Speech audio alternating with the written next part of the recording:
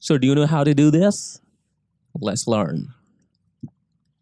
So uh, what we need to do here is three steps. Okay, what we are seeing right now is that this outline stroke is moving, and when I hover it, the text go upward and the bottom text comes from the bottom, and this glowing effect is changing its colors. It's actually inverting, and also the stroke is also uh, following that.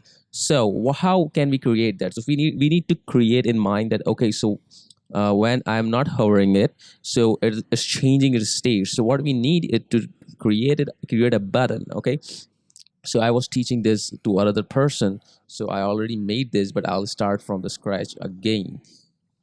Okay, so I'll delete this.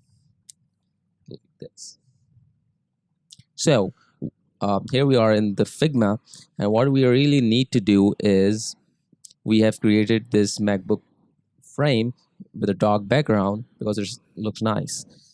I will create another frame for the button, and I'll give it a width of 160 and height of 80, and I'll do the 60 of the radius. I'll expand the width of this. Now we will add stroke. So as we know, the stroke here is a linear gradient. So we will add stroke linear gradient. We select one color white, but with opacity,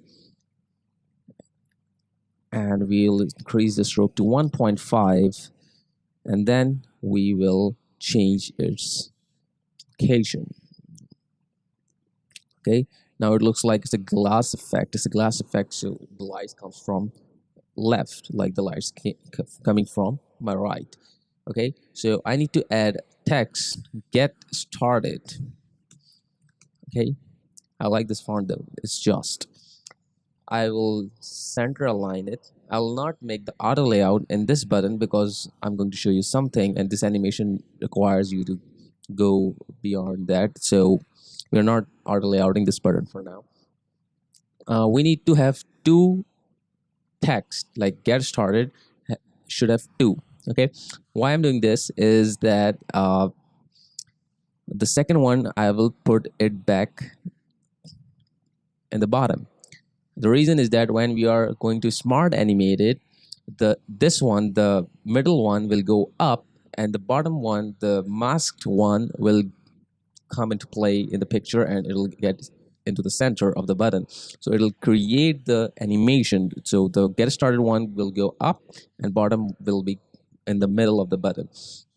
So I'll show you how it's working.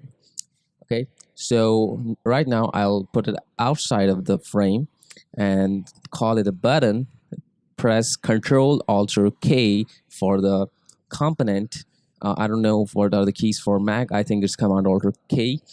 Um, we will create a variant, and then we'll create another variant. And we are not doing the hover state right now. We are just animating this.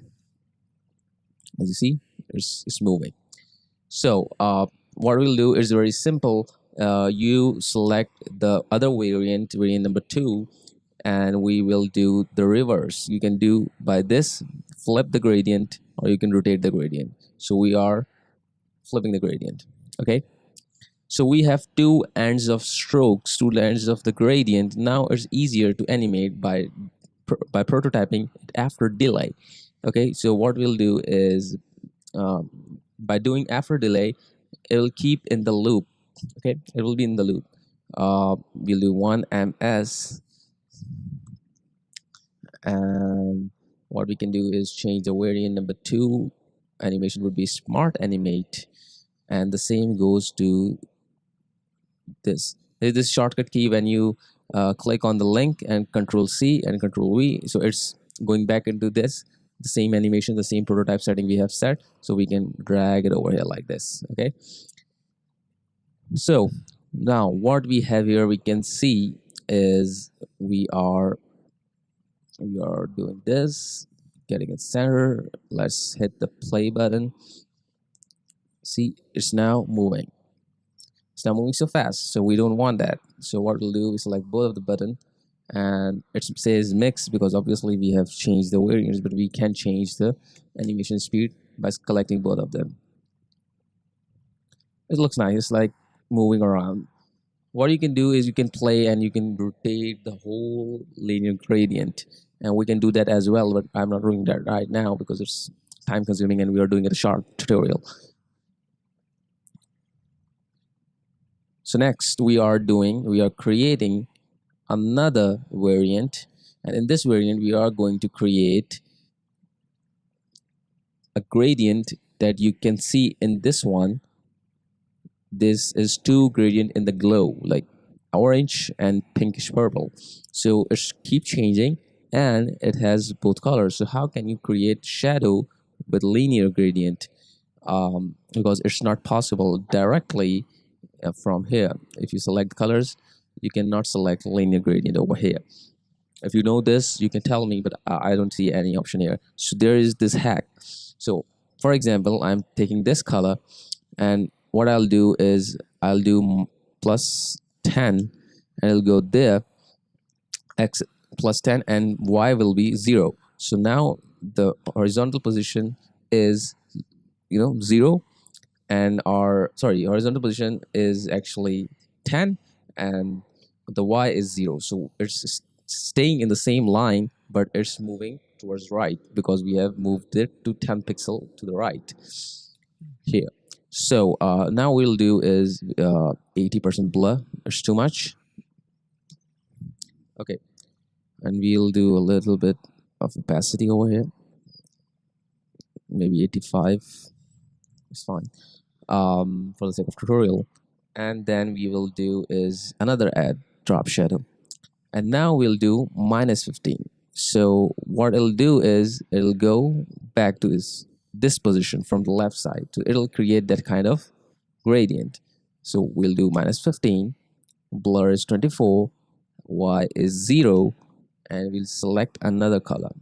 See? So now we have two color gradient.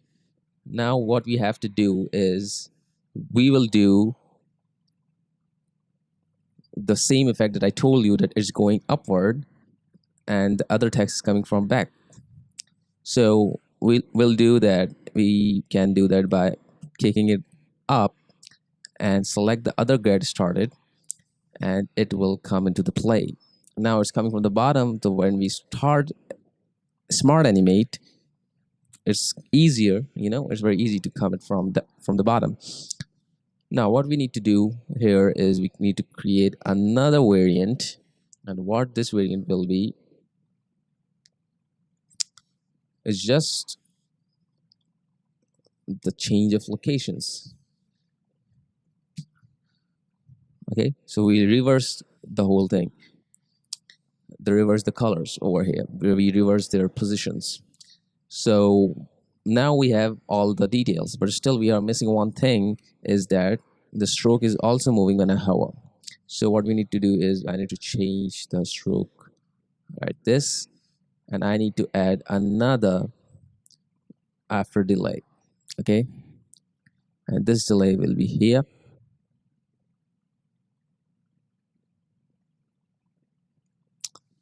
And this delay will be here. Okay, now the problem will, let's see what we have here and then we'll see the problem. So it's keep moving. It does look nice though. When I hover it, we will see that. So I did not add the hover animation right now. So while hovering, we will go to that state. Now you see it's working. It looks nice. But when I move my mouse away from the button, it's still on that same loop, this loop.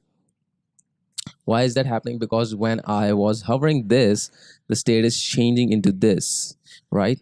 But Figma knows that, okay, so you are hovering this, and will show that when you will move your mouse away, will go back to the state one, the main button state, variant default state. So the problem is when we're going to this and then we are changing its state after delay, like 1 millisecond delay. So it's going to this. Now it forgets. Okay, so it needs to go back to the stage. How would we do that? It's forgetting that.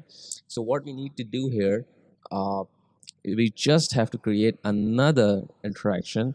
And when the mouse leaves this, it'll go back to default state. All right. Now it'll work. My mouse enters and my mouse leaves, it goes. Mouse enters, my mouse leaves. I just have to add a smart animate. Now you see. Okay, it's not working. Why? Okay, now it's working. So it's nice working. I think I need to create mouse leave for this one as well. So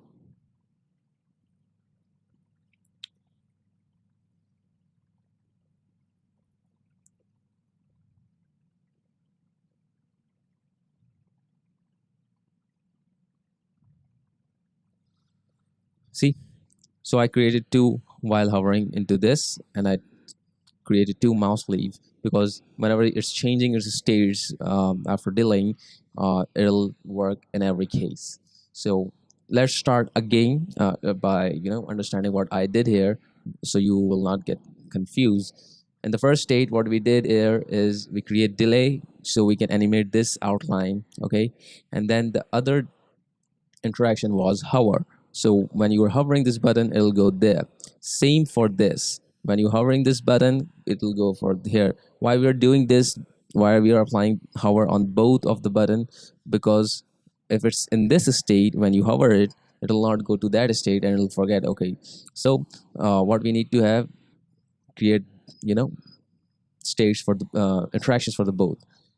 Same goes here. When I do add the mouse leave uh, event interaction, it's working for this button, so I need to add this button as well. So whenever I leave my mouse out of this button, it'll go back to this original states like hover. So it's working fine now.